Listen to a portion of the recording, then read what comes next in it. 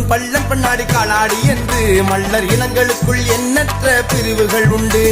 குடும்பன் மூப்பன் பள்ளன் பண்ணாடி காலாடி என்று மல்லர் இனங்களுக்குள் எண்ணற்ற பிரிவுகள் உண்டு.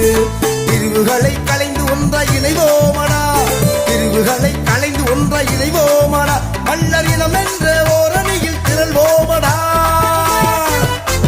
சேர சோழ பாண்டியரும் நாமதானடா, சேற்றில் உழுது சோத்து பஞ்சம் தீர்த்தவங்கடா.